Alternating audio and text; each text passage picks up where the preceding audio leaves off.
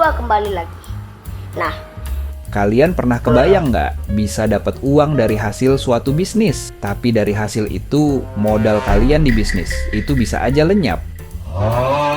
Apalagi uang yang kalian dapat sebenarnya bukan dari keuntungan bisnis, melainkan uang investor lain atau bahkan uangmu. Dengernya aja aneh kan? Tapi ini nyata bro. Mungkin kalian akan atau bahkan pernah ngalamin modus bisnis seperti ini. Kenalin, ini adalah skema Ponzi. Diambil dari nama Charles Ponzi, bukan Rosie, apalagi Amrozi. Seorang imigran Italia yang terkenal dengan penipuannya di bidang keuangan.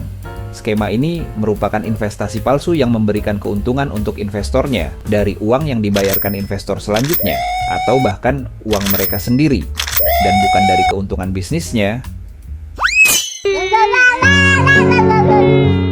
Biar lebih enak, aku kasih ilustrasi ceritanya. Kita sebut saja ini Aceng tanpa tambahan eng. Sehari-hari dia berdagang peti mati di rukonya. Dagangannya laku, cuman ya nggak begitu laris. Nunggu ada yang sekarat baru kejual. BTW, kalian udah punya belum? Belakangan, si Aceng sering ngelamun, ngebayangin kehidupan makmur bak influencer di sosmed, bisa jalan-jalan ke luar negeri, harta melimpah, punya istri 5. Sudahi lamunanmu, nyalakan revomu, mari berkeliling, tawarkan proposal bisnismu. Setelah berkeliling, akhirnya ada temannya yang mau bergabung, sebut saja Mamang Todd tanpa N. Awalnya, beliau ragu untuk bergabung karena dia kurang yakin sama prospek jualan peti mati. Di pikirannya, kalau mau jualannya laris, berarti orang yang mati harus banyak. Lagian, siapa yang pesan 5 peti untuk 1 orang? Pikiran logis Todd goyah ketika Aceng menawarkan imbal hasil 50% tiap bulannya. Awalnya, Mamang Todd investasikan uang untuk uji coba sebanyak 20 juta saja. Dan betul saja, di bulan selanjutnya, si Aceng transfer 10 juta ke rekening Todd. Begitu juga untuk bulan kedua. Lalu si Aceng datang ke rumah Todd untuk bercerita bahwa bisnisnya lagi tokcer, sekaligus membujuk Todd untuk deposit lebih banyak lagi karena selama 2 bulan ini pembayaran lancar. Mamang Todd berani untuk deposit lebih besar. Kali ini Todd berpikir kalau aku taruh 20 juta dapat 10 juta, berarti kalau aku taruh 100 juta bisa dapat 50 juta dong. Yang tadinya logis kini jadi nafsu abis. Seringkali pikiran logis akan tertutup dengan nafsu dan juga sebaliknya. Mamang Todd pun sepakat memasok modal 100 juta lagi. Dan di bulan selanjutnya, si Aceng masih lancar setor hasil ke Todd. Di tahap ini, para calon korban pasti akan terlena. Bahkan si Aceng berani kasih iming-iming kalau ada orang lain yang ikut program investasinya. Maka si Todd bisa dapat komisi 10%. Bohong. Yang bener. Luar biasa bukan? Tapi sebenarnya apa sih yang dilakukan si Aceng dan kenapa berani kasih imbal hasil sampai sebesar itu? Oke, sekarang kita bahas dari sisi Aceng. Jadi setelah Aceng dapat uang investasi dari Mamang Todd sebanyak 20 juta. Uang itu dia pakai buat kasih ke si Todd sebagai imbal hasilnya. Nah, karena sudah berjalan 2 bulan yang artinya uang dari Todd habis. Maka si Aceng membujuk si Todd untuk mau deposit lebih banyak. Di putaran pertama, si Aceng akan bikin reputasi bisnisnya bagus, biar si Todd percaya kalau bisnis tersebut menguntungkan. Begitu Todd mau deposit lagi, maka Aceng akan melakukan trik yang sama.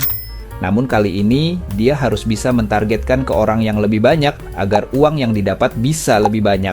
Makanya si Aceng menawarkan komisi tambahan untuk Mamang Todd. Win-win solution bukan? Di fase ini, Aceng akan membuat profil Todd layaknya cerita sukses dari bisnis peti matinya. Otomatis akan ada banyak orang yang akan percaya karena sudah ada orang yang mencobanya dan berhasil. Karena pada dasarnya semua orang ingin cepat kaya, maka orang akan mudah tergiur dengan skema ini. Apalagi kalau ditambah bumbu agama. Investasi dengan skema yang seperti ini tidak akan bertahan lama karena ongkosnya yang besar. Jadi akan runtuh ketika si Aceng sudah merasa cukup menumpuk sisa uang investornya, atau si Aceng sudah kesusahan mendapatkan investor baru. Sebelum benar-benar runtuh, biasanya ada ciri-ciri awal yang khas, seperti imbal hasil yang mulai menurun terus-menerus, hingga pada akhirnya para investor mulai kesulitan saat proses penarikan modal. Alhasil dari permainan ini, Aceng berhasil mewujudkan impiannya, dan para investornya duduk termenung sambil memilih peti matinya di ruko. Ketika skema ini runtuh, keributan besar terjadi. Investor datang menuntut uangnya kembali, tetapi biasanya sudah terlambat. Jarang sekali uang bisa kembali utuh, bahkan bisa kembali setengahnya saja itu sudah bagus. Jadi sebelum itu terjadi padamu, lebih baik dengarkan tips sederhana ini. Sebelum berinvestasi ke suatu bisnis, lebih baik investasikan ke diri sendiri terlebih dahulu. Belajarlah tentang investasi secara mendalam, bisa melalui buku, kelas, atau dari channel ini. Karena poin utama investasi itu bukanlah tentang profit, melainkan tentang resikonya. Pepatah mengatakan, jika kamu sudah bisa mengelola resiko, maka profit adalah sahabatmu. Sekian video kali ini. Terima kasih sudah menonton, semoga bermanfaat ya.